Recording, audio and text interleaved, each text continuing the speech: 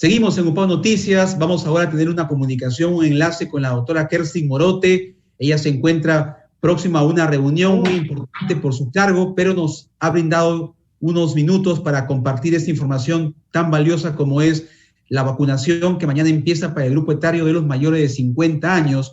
Y hay muchos mitos al respecto. Se sabe que hemos recibido en la región dosis de Sinopharm y de Pfizer, y muchas personas dicen, no, yo quiero que me vacunen con Pfizer porque la de Sinopharm no sirve. Doctora Morote, bienvenida a UPAO Noticias. Muy buenas tardes.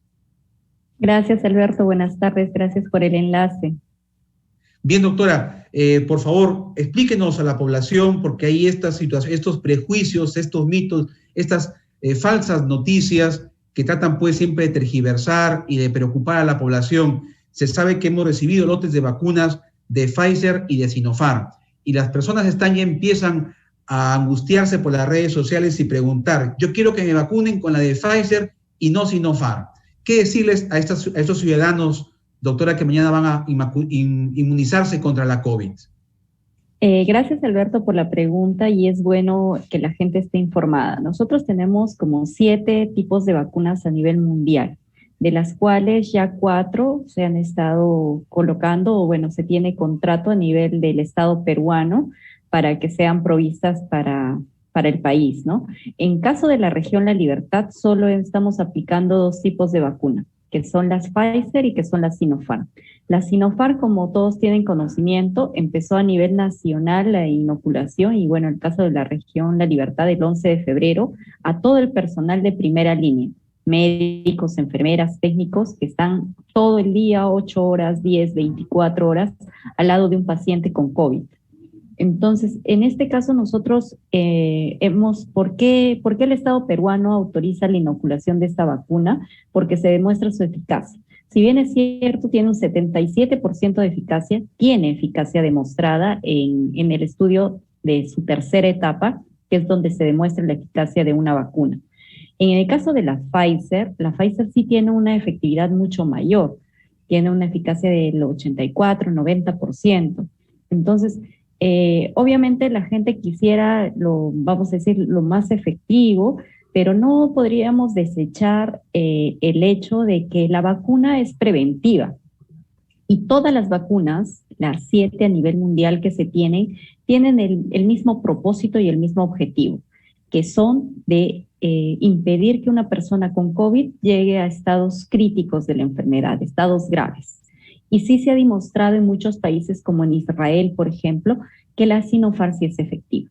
Ahora, ¿por qué en el Perú no ha salido un estudio? Porque sabemos que existe un problema que todos conocemos del tema del vacunagate, lo cual anuló, podemos decir, el estudio. No se hizo realmente un estudio adecuado y por ello no se emite aún el informe por la Universidad Cayetano Heredia. Pero lo que sí tenemos es la información de muchos países con una eficacia demostrada de la vacuna Sinopharm. Ahora, si bien es cierto, la vacuna, como vuelvo a repetir, es un tema preventivo a las formas graves de la enfermedad, la primera medida para no contagiarnos es el autocuidado. Personas que han tenido Sinopharm han sido contagiadas, pero no han llegado a estados graves de la enfermedad. Nosotros tuvimos vamos a decir, un desacuerdo con un titular que salió el fin de semana, donde hablaba de más de 100 médicos, personal de salud fallecidos, cuando la data ni siquiera está sincerada, ni siquiera está actualizada ni filtrada. Y ayer, por ejemplo, que se dio un plantón en Lima, el decano nacional del Colegio Médico indicó que solo habían sido 7 médicos los que fallecieron con 2 dosis de la vacuna, 7 médicos de todos los que existen a nivel del Perú, pero que todavía habría que hacer un estudio si estos médicos tenían alguna otra patología o comorbilidad y si realmente fallecieron inmediatamente diagnosticada la enfermedad. Acá, por ejemplo, en La Libertad tenemos algún caso de un personal de salud que falleció, pero en junio y que tuvo sus dosis en febrero y marzo y tuvo el COVID en abril, mayo, pero recién fallece a fines de junio y por otra causa, por un tema de leucemia. Entonces, a la población, y nosotros siempre desde la Gerencia Regional de Salud tratamos de indicarles que la mejor vacuna es la que llega a tu hombro. y todos los que somos personal de salud, vuelvo a decir, hemos sido inoculados con la Sinopharm y la Pfizer le estamos colocando a grupos etarios. Perfecto, doctora. Ahora, también hay unos mitos respecto a después de la vacuna, es decir, personas que dicen no voy a poder comer pescado, no voy a poder consumir cerdo, embutidos, mariscos y cítricos, y es más, casos extremos como dicen que en algunos lugares le han dicho, no creo que haya sido Trujillo, pero tengo testimonios de personas que en Lima les han dicho, no te bañes un día después de ser vacunado. Obviamente que eso genera hasta cierta gracia, ¿verdad? ¿Qué decirle también a las personas sobre estos mitos y estas leyendas urbanas que no deben consumir embutidos o otro tipo de carnes porque pueden afectar después de haber sido vacunados?